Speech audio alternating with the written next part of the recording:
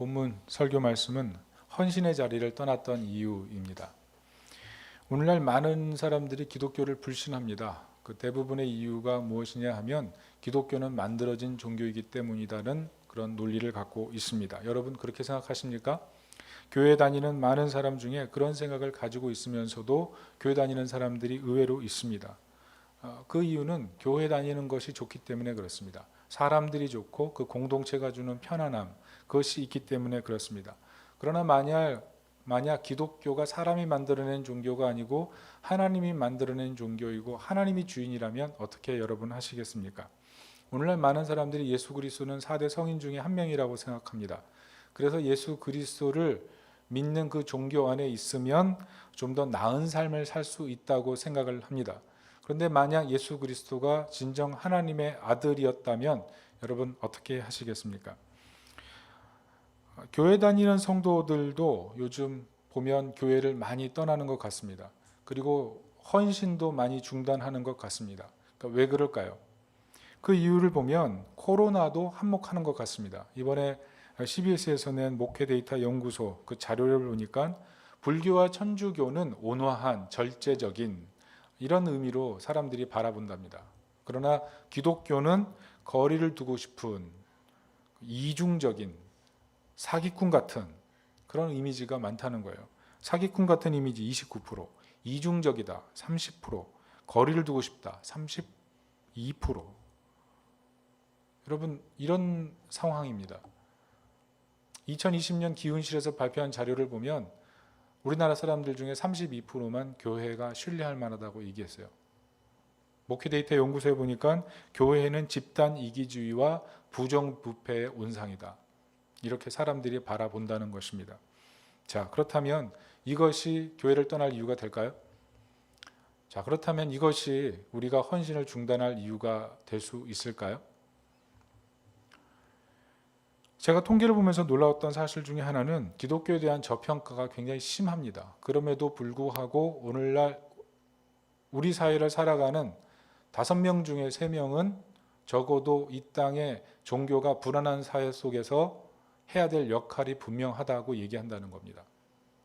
5명 중에 3명이 종교가 필요하고 코로나 시기에 도리어 믿는 사람들이 늘어날 것이다. 이렇게 예견을 하고 있다는 겁니다. 그 사람들이 요구하는 바는 3가지였습니다. 첫 번째는 성숙한 인격이었고, 두 번째는 높은 도덕성, 세 번째는 높은 사회공헌, 그것을 원했습니다. 무슨 말일까요? 제대로 된 기독교 보고 싶다는 거죠. 제대로 된 성도 보고 싶다는 겁니다. 제대로 된 믿는 사람 보면 나도 그 믿음 따라 믿음 생활 해보고 싶다. 그게 이 사회의 요청이라는 거죠. 여러분 지금이 반기독교 사회입니다. 적대적 환경이 있습니다. 여러분 이런 상황 속에서 우리가 받는 믿음의 그 압박감이 있습니다. 믿음을 제대로 표출하지 못하는 그 불편함이 있습니다. 이런 사회 속에서 우리가 어떻게 살아가는 것이 올바른 신앙생활일까요? 오늘 본문은 느헤미야가 겪었던 동일한 고난 이야기입니다. 느헤미야는 적대적 환경 속에서 예루살렘 공동체를 세워가고 있었습니다. 그게 쉽지가 않았죠. 그럼 오늘 본문에 보면 느헤미야가 겪고 있던 문제는 예루살렘 성벽을 건축하고 문짝을 단 이후의 상황입니다. 2가지 문제를 직면했습니다. 하나는 예루살렘 성벽을 재건했지만 예루살렘 성벽을 지킬 사람이 부족했다는 겁니다. 다시 말해서 성벽을 지었지만 공동체 운영 능력이 아직 완전해지지 못했기 때문에 어떻게 하면 이 예루살렘 성벽을 지키기 위해서 사람을 이 공동체 안에 들어 넣느냐, 이 문제가 있었다는 거죠. 아직 성벽을 지었지만 만족과 행복을 이 공동체 사람들은 온전히 누리지는 못하는 상황, 그게 바로 느헤미야 공동체의 문제였다는 겁니다. 여러분 그렇죠? 성벽이 재건됐다고 행복이 마저 오는 건 아니죠. 가족이라고 같이 산다고 해서 행복이 같이 따라오는 건 아니죠. 그래서 건강한 공동체가 형성되려면 그 안에 무엇인가가 있어야 된다는 겁니다. 그 무엇인가, 그것이 공동체를 재건하고 우리로 하여금 다시 살아가게 만드는 의욕이 생기게 만든다는 거죠. 오늘 본문의 해답이 뭡니까? 본문은 그것이 믿음과 신뢰 영역이다, 이렇게 얘기하고 있습니다. 그것을 알 수 있는 것이 본문의 계보예요. 본문의 계보가 굉장히 길죠. 읽으면서 누가 이렇게 길게 썼나 이런 생각이 좀 들었을 거고, 저도 읽으면서 제가 한 절 읽었는지 2절 읽었는지 제가 헷갈려서 저도 좀 불편하고, 아마 특별히 이렇게 길게 나온 이런 계보 내용을 보다 보면 집중력이 흐트러지는 경우가 굉장히 많지 않습니까? 그런데 오늘 이 계보에는 놀라운 의미가 담겨 있습니다. 그게 뭐냐면 믿음이 얼마나 놀라운 헌신을 만들어내는지, 믿음이 얼마나 공동체를 구성하게 하는지를 분명히 보여준다는 거예요. 여러분, 역사적으로 보면 여호사밧 왕 때 이스라엘이 남유다에 살았던 인구가 몇 명이 되시는지 압니까? 통계적으로 보면 학자들은 그 당시에 남자 성인만 100만 명이 살았다고 예상을 합니다. 엄청난 인구죠. 그러면 이스라엘이 멸망할 당시 얼마나 사람이 더 많았겠습니까? 성인 남자만 여호사밧 때 100만 명이면 아마 적어도 한 200, 300만 명 이상, 그 외에 엄청난 수가 살았을 겁니다. 이방인까지 포함하면. 그런데 그때 바벨론이 침공해서 이스라엘이 완전히 점령당하고 그 사람들이 다 전 세계로 뿔뿔이 흩어지고 특별히 바벨론에 수십만 명이 끌려갔다고 역사학자들은 얘기합니다. 자, 문제는 그들이 바벨론에 끌려가서 70년을 살았다는 거예요. 여러분, 70년이라는 시간은 결코 길지 않습니다. 이스라엘에서 호의호식하면서 부유하게 살고 편안하게 살던 그 사람들이 모든 것을 잃어버린 채 고토의 땅에 버려져서 그 사람들이 얼마나 악착같이 살았겠습니까? 얼마나. 정말 악착같이 눈물을 흘리면서 매일매일 마음에 담금질을 하면서 그렇게 돈을 모으고 행복을 위해 추구했을 거예요. 그런데 오늘 계보가 어떤 사람들이냐면 그런 행복의 안정 기반을 70년 동안 다 세운 사람들이 하나님께서 70년이 됐으니 돌아오라 하셨을 때 그 안정 기반을 다 포기하고 돌아온 사람들의 계보라는 겁니다. 다시 말해서 모세처럼 하나님 백성이 되고자 애굽의 왕궁의 공주의 아들의 신분을 버린 그 모습과 흡사한 모습이 오늘 계보에 있는 사람들의 모습이라는 거예요. 특별히 이 사람들이 예루살렘에 돌아왔을 때 이스라엘 땅이 너무 황무하고 거할 곳이 없기 때문에 자기 명록의 땅을 얻었지만 자꾸 도적도 침입하고 외세가 있으니까 그 기업을 조금 떠나서 예루살렘 변방으로 점점 가기 시작한 거죠. 그러다 보니까 성벽을 세웠는데 들어올 사람이 없었던 것입니다. 그때 느헤미야가 했던 것이 에스라 시대에 만들었던 그 계보를 다시 확인해서 계보를 확인하면서 믿음의 사람들로 하여금 믿음의 선택을 요구했다는 거죠. 그래서 그 계보를 밝혔을 때 사람들은 그 계보대로 예루살렘 성벽 안에 다시 진입하고 믿음으로 헌신하기 시작했다는 겁니다. 여러분, 성경이 가르치는 게 무엇입니까? 이런 믿음이 진정한 공동체를 세우게 된다는 거예요. 특별히 그것이 1절, 2절입니다. 다 같이 한번 읽어보겠습니다. 시작. 성벽이 건축됨에 문짝을 달고 문지기와 노래하는 자들과 레위 사람들을 세운 후에 내 아우 하나니와 영문에 관한 하나냐가 함께 예루살렘을 다스리게 하였는데 하나냐는 충성된 사람이요 하나님을 경외함이 무리 중에서 뛰어난 자라. 느헤미야가 성문을 단 이후에 했던 일이 뭐냐면 레위 사람들로 하여금 성벽의 파수꾼을 세우는 것입니다. 원래 레위 사람들이 하는 일이 뭡니까? 성전 안에서 찬양하고 성전의 문지기죠. 그런 사람들이 레위 사람들입니다. 그렇지만 레위 사람들에게 성벽의 문지기로 서서 성벽에서 찬양하고 성벽에서 성문을 지킬 것을 요구했다는 거죠. 레위 사람들이 비토할 수 있죠. 우리가 할 일은 성을 지키는 것이 아니고 성전을 지키는 것입니다. 얘기할 수 있어요. 그런데 성문을 지키는 것이, 성벽을 지키는 것이 하나님의 일이라는 믿음이 있었기 때문에 자기의 역할을 더 2배로 확장해서 그런 헌신을 드릴 수가 있었다는 겁니다. 특별히 느헤미야가 세운 예루살렘 관리자가 2명입니다. 첫 번째가 하나니인데요. 이 하나니가 누구냐 하면 느헤미야 동생입니다. 느헤미야 1장에 보면 느헤미야 동생이 어떻게 하냐면 이 예루살렘, 폐허가 된 예루살렘에서부터 느헤미야가 있는 수상궁까지 와서 예루살렘의 상황을 알려주고 느헤미야로 하여금 헌신을 결단하게 만들죠. 여러분, 이 수상궁에서 예루살렘까지 거리가 얼마 되는지 아십니까? 1600km입니다. 1600km.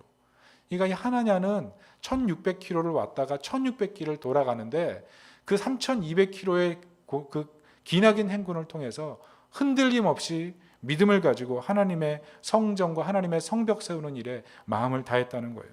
그리고 2절에 하나냐가 나오죠. 하나냐. 하나냐는 영문관리 총책임자입니다. 이 사람을 본문은 충성스러운 사람으로 묘사하는데요. 히브리어로 충성이 에메트입니다. 근데 이 에메트의 뜻이 뭐냐면 하나님 앞에서의 충성을 얘기하는 거예요. 여러분, 당시 어떤 상황이었습니까? 느헤미야가 성벽을 재건했을 때 산발락, 도비야, 암몬 사람, 게셈 주변에 많은 사람들이 위협하고 특별히 성벽 안에 있는 귀족들이 그들과 연합해서 느헤미야의 위치를 흔들고 있는 그런 상황 아니었어요? 그 안에 성벽을 재건했던 제사장 그룹마저 그 사람들과 결탁해서 정보를 넘겨주고 있는 그런 상황 속에서 분위기가 좋지 않았을 거예요. 분명히 휩쓸리고 흔들리는 사람들이 있었을 겁니다. 그런데 하나냐는 분위기에 휩쓸리지 않고 하나님 앞에 충성을 다했던 그런 사람이었다는 거예요. 느헤미야가 이 두 사람을 세웠을 때 어떤 결과가 나옵니까? 이 두 사람을 세우고 레위 사람들로 하여금 믿음으로 헌신하게 했을 때 3절의 결과가 나오는 거예요. 그 3절의 결과가 뭐냐면 성벽 앞에 사는 사람들도 성벽을 보수하기 위해서, 성벽을 파수하기 위해서 잠을 자지 않고 성벽 파수대로 올라갔다는 겁니다. 여러분, 파수는 쉬운 일이 아닙니다. 어디서 화살이 날라올지, 어떻게 도적이 들어올지 모르는 상황 아니에요. 목숨을 거는 게 파수입니다. 그런데 그 일을 자원함으로 시작했다는 거예요. 결국 이게 무슨 말을 하고 있습니까? 믿음이 공동체를 안정과 행복으로 이끌고 있다는 것입니다. 여러분, 우리가 얼마나 행복을 많이 바랍니까? 그런데 우리가 착각할 때가 많아요. 착각이 뭐냐면 우리가 원하는 행복의 조건이 있어야 우리가 행복하다고 생각합니다. 그래서 아이들에게 그렇게 얘기하잖아요. 자녀 키울 때. 내가 이만큼 해줬는데 아직도 만족을 못하니? 자녀들이 만족하지 못하는 모습을 보면서 서운할 때가 있죠. 가정생활하면서 부부가 같이 사는데도 그래도 노력한다고 노력해서 서로에게 잘 헌신하고 그럼에도 불구하고 마음속에 서운한 감정들이 있지 않습니까? 그게 행복을 조건으로 한 공동체의 문제라는 거예요. 오늘날 사회 속에서 이 공동체에 지금 주고자 하는 여러 가지 것들이 혜택이 있잖아요.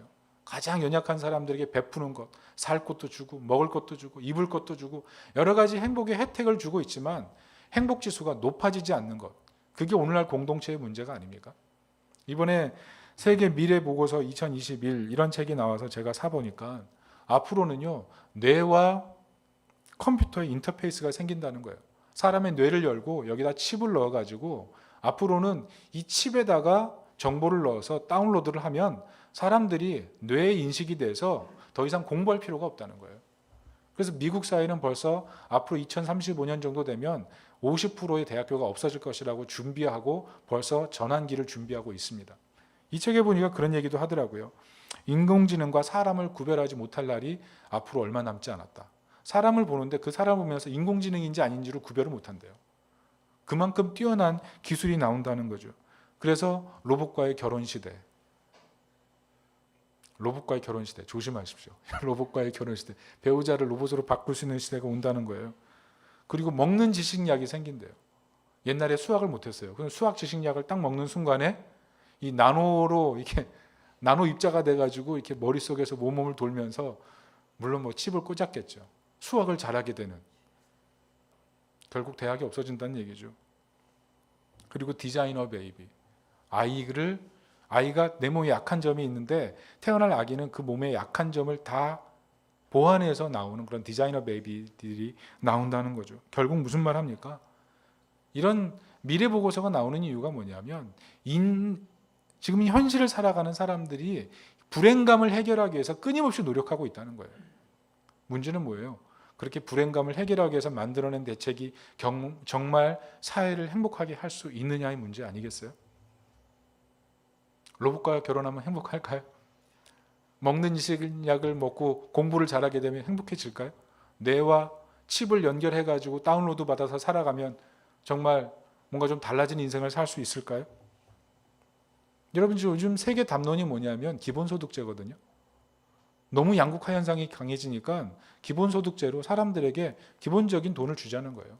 앞으로 로봇들 많아질 테니까 로봇은 뭐 행복을 모르잖아요. 감정이 거의 없으니까 로봇이 일하는 그 세금을 다 걷어가지고 일반 시민들에게 기본소득으로 나눠주자는 거예요. 그러면 좀 더 살만한 세상 되지 않겠냐는 거죠. 이해되십니까? 동의하세요? 그리고 또 세계적인 담론 중에 하나가 학위무용론이에요. 이미 구글이나 마이크로소프트 같은 경우에는요, 졸업증 안 봐요. 그리고 회사에서 만든 컬이 만들어가지고 한 3개월에서 6개월 공부해서 패스하면 입사시킵니다. 95,000불, 7만 불 정도 주고요. 그래서 더 이상 이제 대학 졸업장 필요하지 않는 사회로 진입하고 있다는 거예요. 그런 사회를 만들어 가려고 하고 있어요. 우리 미래가 엄청난 속도로 바뀐다는 거죠.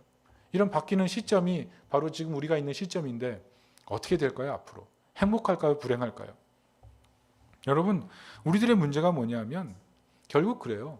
이런 책들이 나오는 문제는 뭐냐면 불행을 우리가 해결할 수 있다는 그런 전제를 갖고 있는 거예요. 다가올 미래를 준비해서 좀 더 행복한 세상을 만들자는 거예요. 그런데 문제가 뭐냐면 정말 우리가 행복을 주관할 수 있는 존재냐 하는 거죠. 정말 여러분 그렇게 생각하십니까? 여러분, 우리가 내 인생의 행복 주관자가 될 수가 있습니까?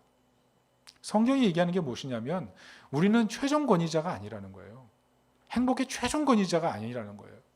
근데 우리가 자꾸 착각하는 게 뭐냐면 우리 인생의 최종 권위자가 내가 되는 거예요.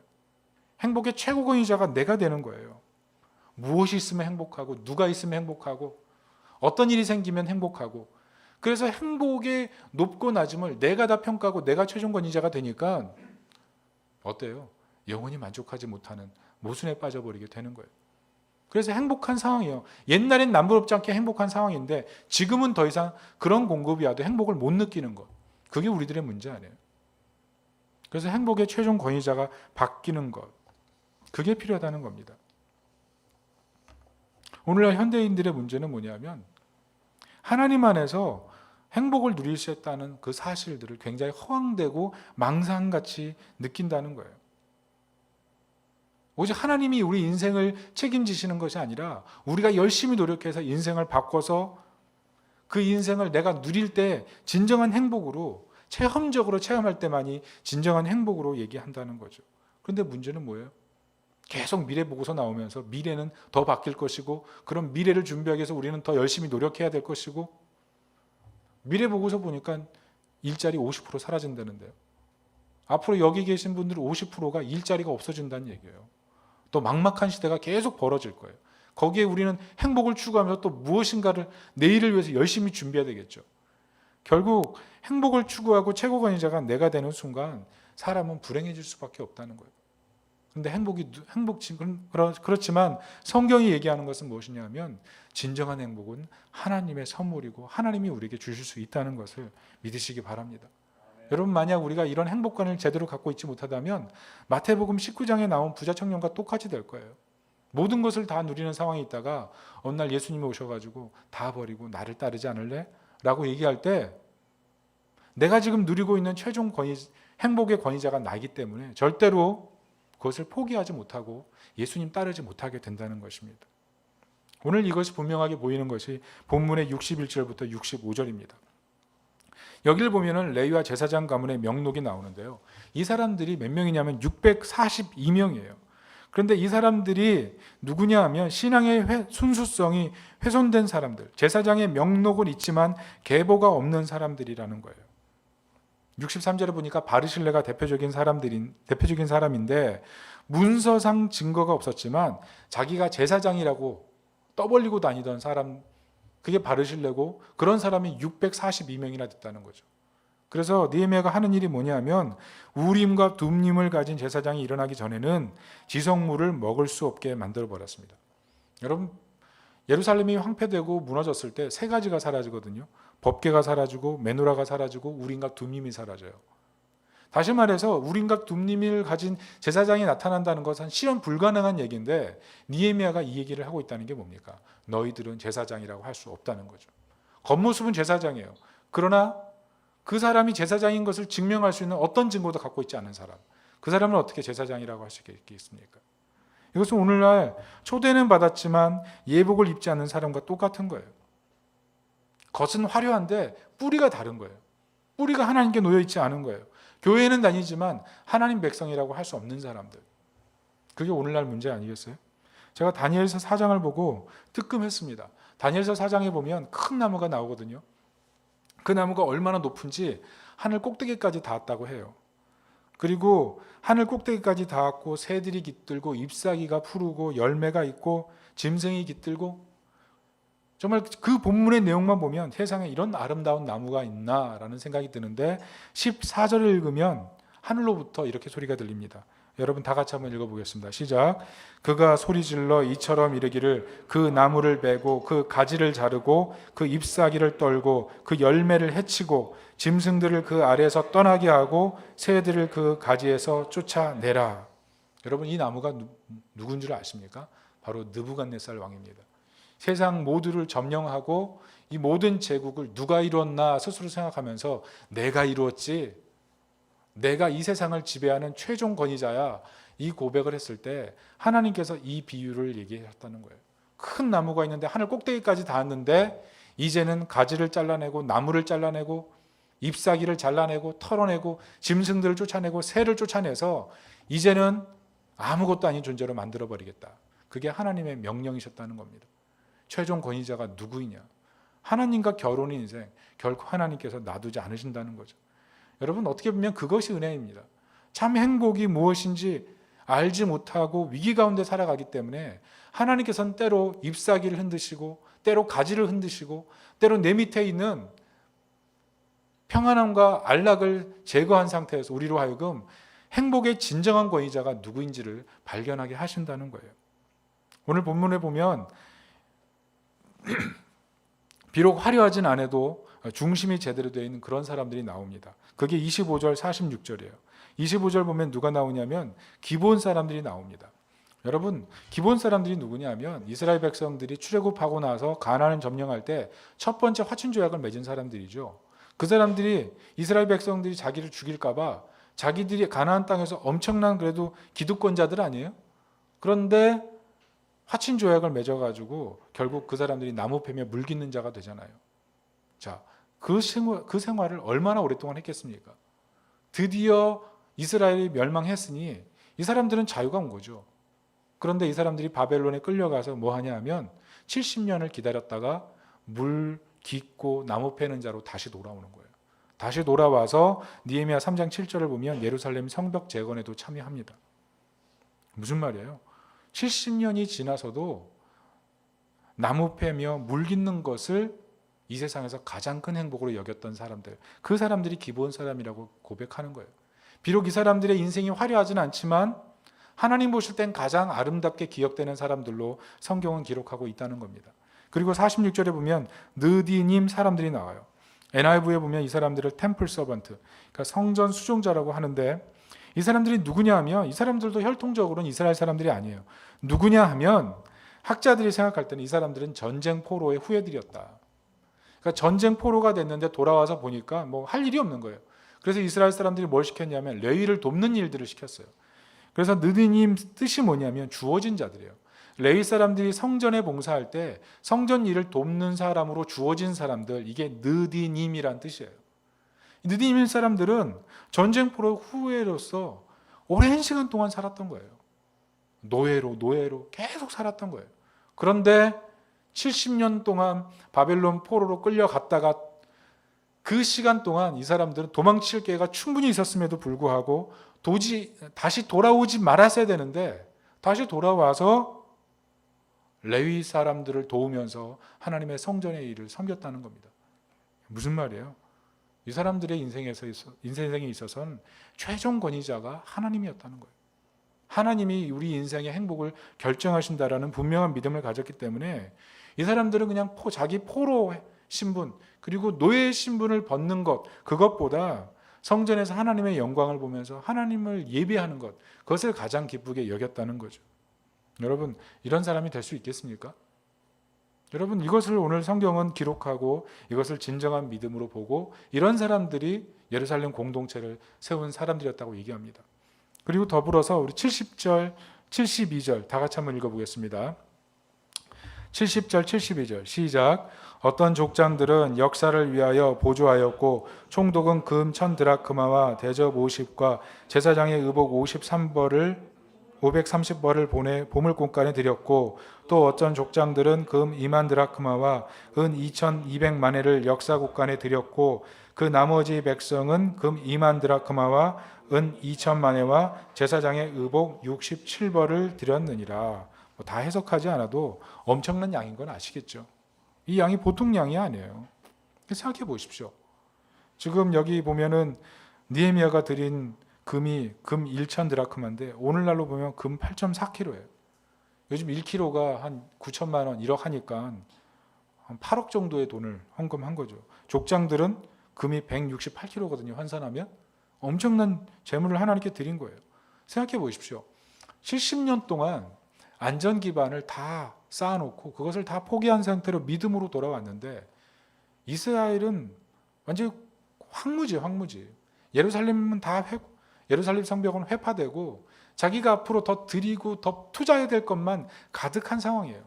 그런데 이런 가득한 상황에서 족장들과 평민들과 느헤미야가 했던 것은 뭐냐면 하나님 앞에 다시 한번 헌신하고 다시 한번 믿음으로 결단한 모습을 보여주고 있다는 겁니다.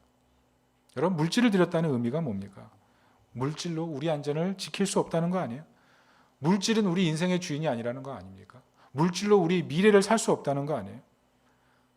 물질을 드렸다는 건 뭐냐면 내가 지금까지 살아온 것만 해도 하나님의 은혜였다는 것을 고백하는 그런 믿음의 증거 아니에요? 결국 하나님이 내 인생의 주인입니다. 이 고백을 할 수 있었기 때문에 그들이 고토에서 벌어왔던 그 돈을 여기서 하나님 앞에 예물로 드리는데 아깝지 않게 생각했다는 겁니다. 이것을 그냥 지도자들만 한 게 아니라 평민들까지 모두 동참했다는 거예요. 그래서 결국 73절에 고백이 나오거든요. 73절 다 같이 한번 읽어봅니다. 시작. 이와 같이 제사장들과 레위 사람들과 문지기들과 노래하는 자들과 백성 몇 명과 느니님 사람들과 온 이스라엘 자손이 자기들의 성읍에 거주하였느니라. 무슨 말이에요? 성벽이 재건돼서 행복이 임한 것이 아니고 성벽 안에 있는 사람들이 믿음으로 행동했을 때 공동체에 있는 모든 사람들이 뭐라고 느꼈어요? 자기들의 성읍이라고 느꼈다는 거예요. 자기들의 성읍. 행복의 조건이 갖춰져서 그들이 이 성읍을 자기들의 성읍으로 느끼고 행복하다고 느꼈던 게 아니고 그 사람들이 하나님 안에서 하나님을 신뢰하고 하나님이 우리 인생의 주인이라는 사실을 모두 고백하는 그 현장이 됐을 때 그들은 예루살렘 성벽 재건으로 행복한 것이 아니라 그 믿음을 바탕으로 해서 그곳을 자기들의 성읍으로 여기는 그런 고백이 있었다는 것입니다. 여러분, 인생의 행복이 언제 깃든다고 생각하십니까? 오늘 본문은 우리와 다른 생각을 하게 만드는 거예요. 우리가 생각하는 무엇, 왓에 우리는 항상 무게를 두죠. 그리고 최종적인 권위 후, 내가 만족해야 진정 행복이라고 느끼죠. 그런데 오늘 본문은 우리에게 무슨 도전을 주는 거예요? 최종 권위자가 네가 되면 안 된다는 거예요. 최종 권위가 왓이 되면 안 된다는 거예요. 최종 권위자가 네가 되면 안 된다는 거예요. 최종 권위자는 오직 하나님이 되실 때 우리는 진정한 행복과 안락 속에 들어갈 수 있다는 얘기를 해주는 거예요. 여러분 생각해 보세요. 최종 권위자가 내가 될 때 시험 들지 않았나요? 가정에서 최종 권위자가 내가 될 때 평안했습니까? 직장 생활할 때 내가 최종 권위자가 되면 평안했습니까? 도리어 나보다 강한 사람 보면 시험 들지 않았나요? 나보다 무능한 사람 보면 시험 들지 않았습니까? 나를 힘들게 하는 사람 때문에 힘들지 않았어요? 내가 실망하는 그런 권위자, 그런 사람들 보면서 마음에 회의감이 들지 않았습니까? 여러분 도리어 내가 최종 권위자가 되면 행복할 것 같은데 내가 최종 권위자가 되는 순간에 우리는 더 큰 불행을 느끼는 거예요. 마음속에 있던 열정마저 다 꺼져가기 시작한다는 거예요. 그런데 최종 권위자가 하나님이 되는 순간에 우리는 겸손하게 되고 하나님께 우리 인생을 의탁하게 되고 하나님을 신뢰하면서 진정한 행복 속에 들어가는 것. 그게 바로 믿음이 주는 축복이라는 것입니다. 여러분 특별히 오늘 예배 자리에 오신 분들 중에 하나님에 대한 신뢰, 하나님에 대한 믿음 이것을 잃어버린 분들이 있을지도 모릅니다. 오늘 이 말씀을 통해서 하나님에 대한 신뢰와 믿음을 회복하는 하나님 백성이 되시기를 예수님의 이름으로 축원합니다. 오늘 말씀의 결론을 맺습니다. 많은 사람들이 당신 예수님 믿습니까? 질문하면 예라고 대답합니다. 그런데 예수님 위에 사십니까? 그러면 대답 잘 못해요. 여러분 질문할까요? 여러분 천국 가고 싶습니까? 그렇다면 예수님 사랑하십니까? 여러분 우리가 어떻게 보면 믿음의 대상에 문제가 있는 거예요. 행복에 대한 욕망이 하나님에 대한 욕망보다 더 클 때 우리는 하나님에 대한 믿음을 언제든지 내려놓을 수 있는 그런 마음의 구조를 갖고 있다는 거예요.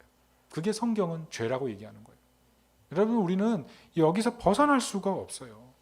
여러분 우리가 왜 걱정하고 사십니까? 그것은 하나님이 계시지 않기 때문이 아니라 우리가 살아가는 이 세상에 나를 보호해줄 성벽이 없기 때문이라고 생각하지 않아요? 그런 성벽이 내게 행복의 조건으로 있지 않기 때문에 나는 하나님 앞에 헌신할 이유가 없다고 생각하는 그런 마음의 상태, 그게 바로 우리 마음의 상태 아닙니까? 그게 바로 내가 최종 권위자라는 얘기예요. 최종 권위자. 내가 최종 권위자가 될 때는 가정도 결코 행복할 수가 없고요. 직장생활 아무리 열심히 해도 행복할 수가 없고요. 교회 봉사도 아무리 열심히 해도 행복할 수가 없어요. 내가 최종 권위자가 되면. 그래서 항상 내려놓아야 돼요. 내가 죽고 예수님이 최종 권위자가 돼야 돼요. 우리 하나님이 최종 권위자가 될 때 그때 인생을 복락 가운데 살 수 있다는 겁니다. 여러분 그 말씀 좋아하시죠? 고린도후서 5장 17절 누구든지 그리스도 안에 있으면 새로운 피조물이라. 이전 것은 지나갔으니 보라 새 것이 되었도다. 얼마나 좋아요. 그런데 제가 이 말씀 읽다가 요즘 은혜 받은 말씀이 있어요. 고린도후서 5장 15절 말씀이거든요. 같이 한번 읽어볼게요. 시작. 그가 모든 사람을 대신하여 죽으심은 살아있는 자들로 하여금 다시는 그들 자신을 위하여 살지 않고 오직 그들을 대신하여 죽었다가 다시 살아나신 이를 위하여 살게 하려 하심이라. 복음이 무엇입니까? 우리가 정말 하나님을 믿는다면, 그리스도를 믿는다면 누구를 위해 살아야 될지 결정하라는 거예요. 누구를 위해 사는 삶이 결정되어 있지 않으면, 최종 권위자가 누구인지에 대한 분명한 결심이 없으면, 결단이 없으면 결코 새로운 피조물로 살아갈 수가 없다는 거예요. 믿음이 있다고 하지만 그 믿음이 능력이 드러나지 않는다는 겁니다. 개인적인 얘기를 할게요. 여러분, 저는 어떤 존재입니까? 여러분 저를 보시면 목사님 참 믿음이 있고 그래도 설교하니까 뭐 이번 주에 참 그래도 기도하면서 하나님과 교제가 좋았겠지라고 괜찮은 사람으로 생각하실걸요? 네. 그런데 사실 제가 굉장히 고집이 좀 센 사람이에요. 그리고 제가 어제 기도하면서 회개했는데 제가 성격이 좀 이렇게 분노 지수가 있더라고요. 그래서 이 분노 지수를 하나님 앞에 회개하고 좀 내려놓는 그런 시간을 가졌는데, 이 약점을 가장 잘 아는 사람이 누구냐면 제 아내입니다. 제 아내는 저랑 같이 오랫동안 살면서 저의 고집의 끝판을 봤어요. 그리고 저의 분노의 끝장을 봤어요. 제 아내가 굉장히 힘들게 살았을 거예요. 그런데 제가 결혼하고 살면서 점점 바뀌어가고 있습니다. 제 아내를 닮아서 온유한 사람이 되어가고 있고요. 아멘. 제 아내를 닮아서 더 순종하고 헌신하는 사람으로 바뀌고 있어요. 제 아내를 닮아서 고집 없는 사람으로 바뀌고 있죠. 아멘. 네. 하나님을 믿는다는 게 뭐냐 하면요, 하나님이 원하는 것을 내가 원하게 되고 하나님이 사랑하는 것을 내가 사랑하게 되는 거예요. 결혼은요, 우리 인생을 많이 바꿔갑니다. 근데 믿음이 뭐냐 하면요, 그런 거예요. 우리가 결혼해서 배우자가 원하는 것을 위해서 내가 희생하고 배우자가 기뻐하는 것을 위해서 내 삶의 틀이 바뀌어가는 것처럼, 믿음이라는 것은 정말 우리가 하나님을 믿는다면 하나님이 원하는 것을 하고 하나님이 기뻐하는 대로 살아가는 것, 거기에서 행복을 맛보는 것, 그게 진정한 믿음이라는 거예요. 여러분, 어떤 사람들은 맡기는 것이 책임 없는 행동으로 생각해서 자기 노력이 더 중요하다고 생각하는 사람들이 있어요. 교회를 다니는 사람 중에서도. 그런데 우리가 염려를 맡기는 이유가 뭡니까? 하나님 계시기 때문이고 염려를 맡아주실 만큼 나를 사랑하기 때문에 그런 거 아니에요? 제가 예전에 제 아내가 저한테 연애할 때 옷을 한번 맡긴 적이 있어요. 그때 제 아내가 옷을 굉장히 크게 입었거든요. 2X 라지 정도 옷을, 제 아내가 굉장히 왜소한데 그런 옷을 입으면서 저 밑에까지 이렇게 늘어뜨리면서 다니는 옷이 있었어요. 근데 어느 날 저한테 그걸 맡겼어요. 그리고 뭐 다른 사람들이랑 뭐 놀고 있더라고요. 그런데 제가 그 옷을 맡은 순간 어떤 느낌을 받았는 줄 알아요? 너무 행복하더라고요. 나한테 맡겨주다니. 드디어 내가 이분하고 더 가까워질 수 있겠구나 라는 그런 마음의 확신이 생기면서 너무 기뻤어요. 그리고 그 옷을 입어보니까 저한테 또 맞네요. 그래서 그 옷을 입고 다니면서 벌써 결혼한 것 같은 행복을 느끼면서 며칠을 보냈던 기억이 있어요.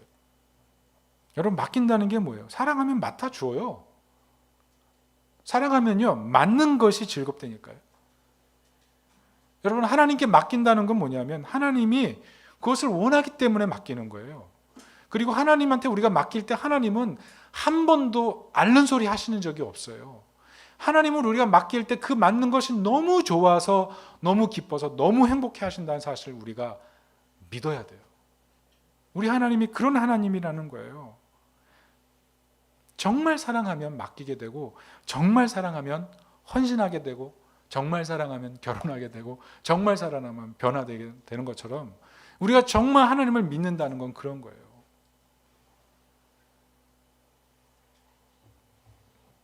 여러분, 무엇을 믿고 의지하십니까? 여러분 정말 하나님께 모든 것을 맡기고 그렇게 살아가십니까? 하나님이 인생의 최종 결정권자로, 여러분 마지막 결정권자로 하나님을 세워두셨습니까? 하나님이 오늘 본문을 통해서 우리에게 그것을 요구하십니다. 최종 결정권자. 여러분 그 자리에 계시다면 내려오십시오. 그리고 오직 하나님만 왕이 되도록 왕으로 섬기십시오. 그렇게 될 때 진정한 행복을 맛볼 수 있을 것입니다. 그런 인생 될 수 있기를 예수님의 이름으로 축복합니다. 아멘. 우리 이 시간 다 같이 기도하겠습니다. 이 시간 기도할 때 하나님,